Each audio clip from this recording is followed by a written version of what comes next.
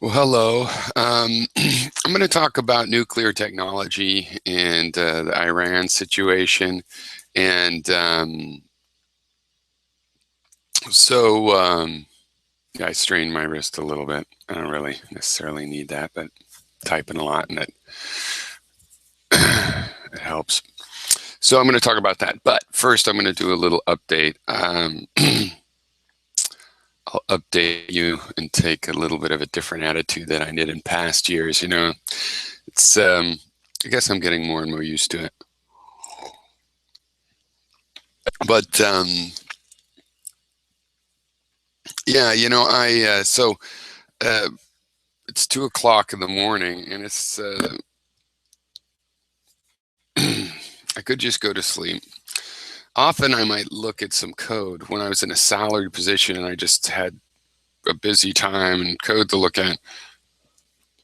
A late time like this, I might just tinker around with some code, and then if I didn't get involved with it, put it down in a few minutes or something. And sometimes though, I have a real creative burst, right?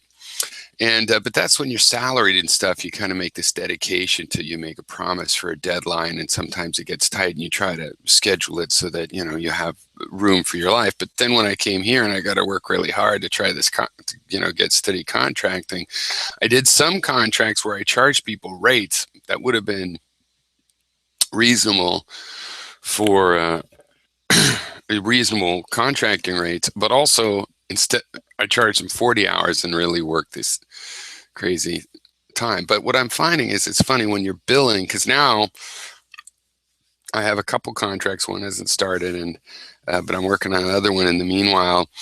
And I'm billing by the hour, the actual hour. And it's funny because there's sort of a little threshold. It's like I don't really want to start just playing with it if I'm not going to do something.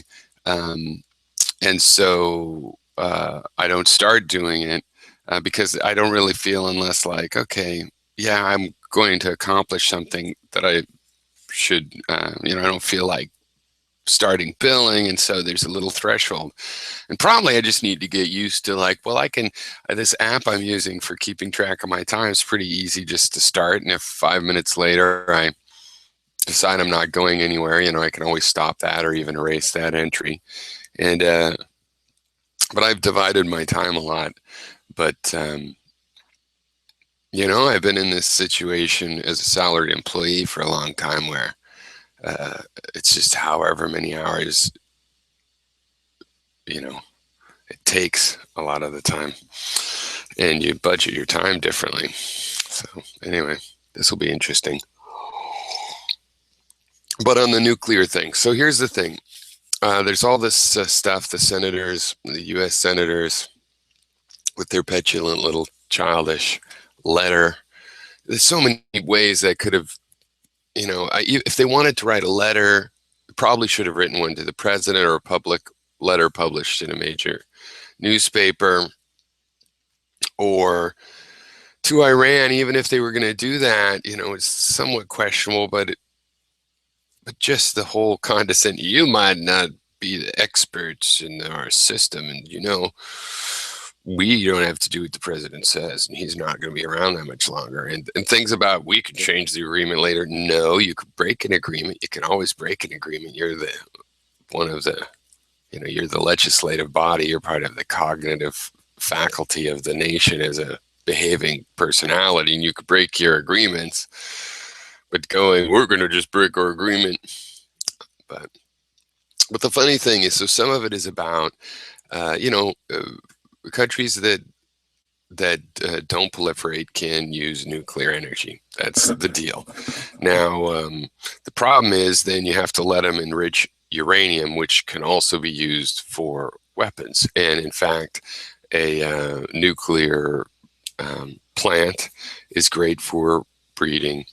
A nuclear plant of the design we know, and I hesitate to say modern design, because that's the thing.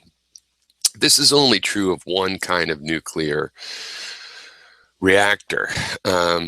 nuclear reactions, it's like saying chemical reactions. There's all the heavier materials, and in fact, all materials can take part in these nuclear reactions, though really, for a nuclear reactor, you're looking for a fuel that's going to be heavier, and,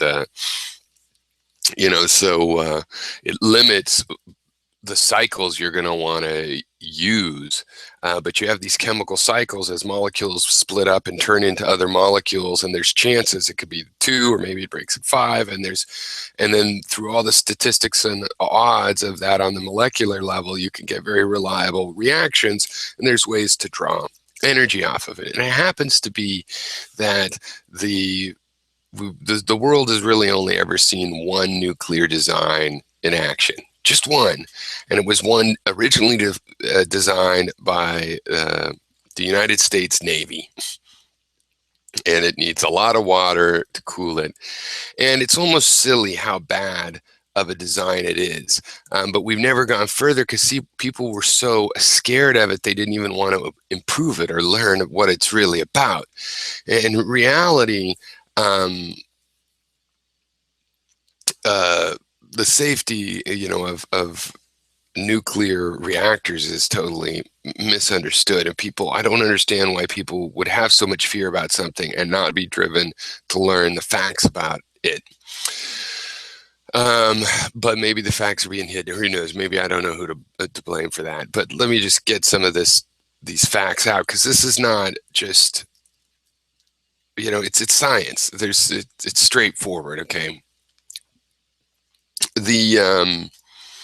This design, for example, this uses solid fuel, and as a result, there's a lot of radioactive material in the spent fuel rods. So-called spent. There's a lot of nuclear energy that hasn't been brought out. In fact, you only get 10% of the energy out of those rods. 90% is still in the rods, which is why you have to store the rods. All the radioactive waste is embedded in the rods, and also 90% of the original energy still in the rods, and you just have to put it aside.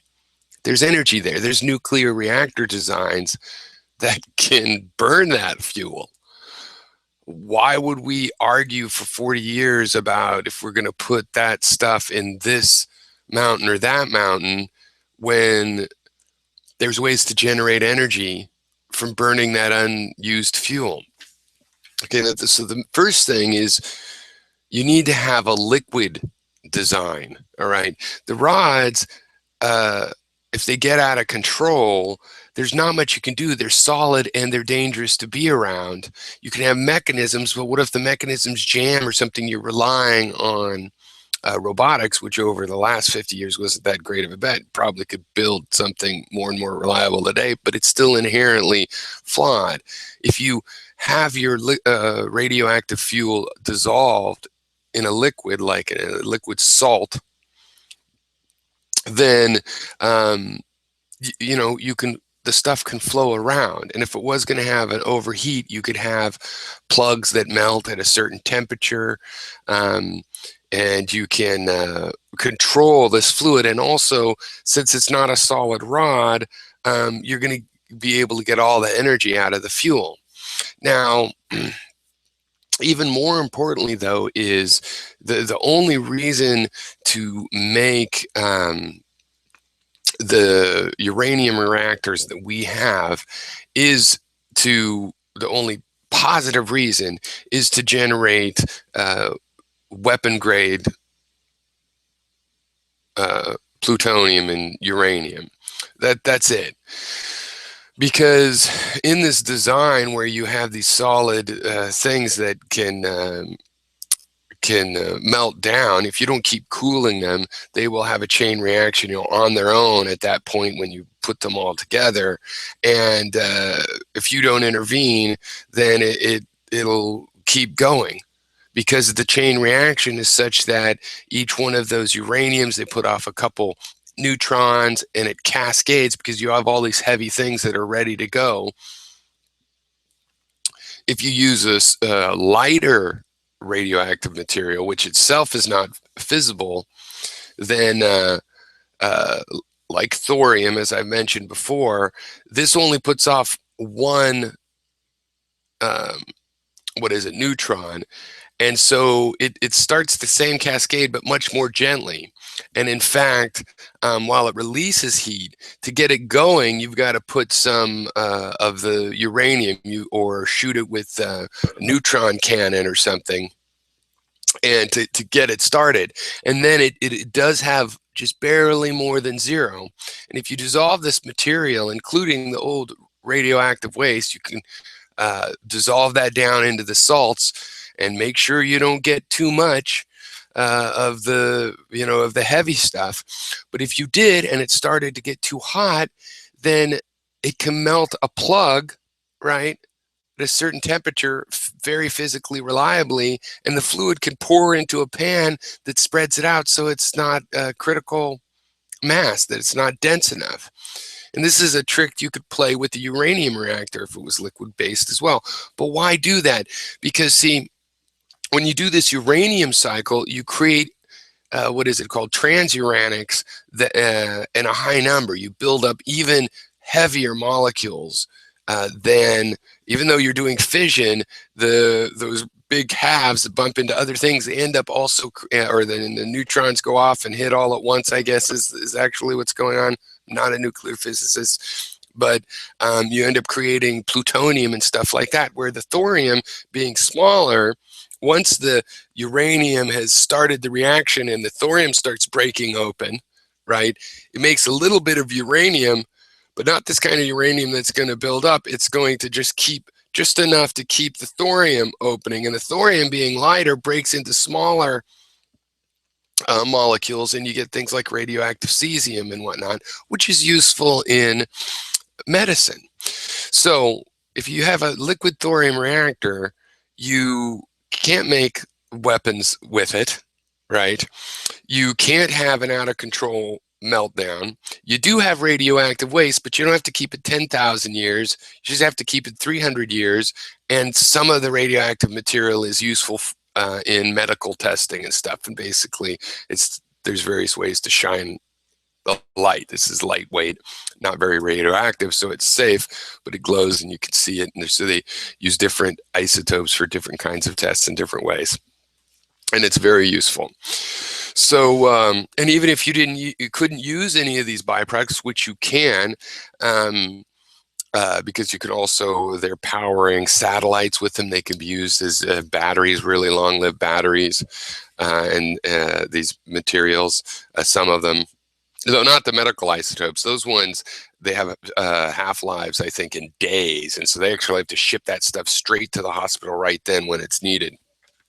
But they're all lighter. Instead of being this 10,000 years, you don't want to be near it. They're useful compounds for various things. And of course, you have to be careful with it. And of course, if something like this ruptured and the radioactive fuel spilled in the area, that would be a terrible, terrible disaster. But it wouldn't keep melting down like the tons at Fukushima.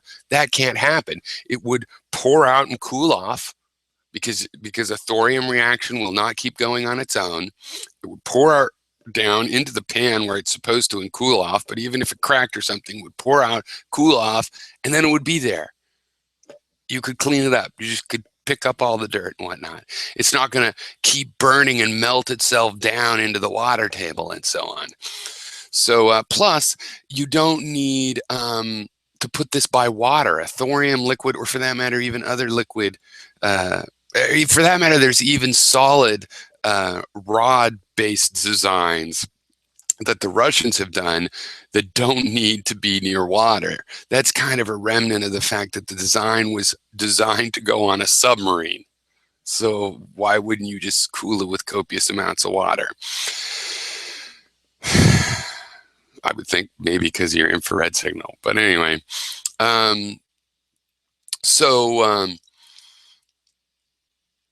there's nuclear designs, many of which have been made, at various nuclear laboratories and even deployed.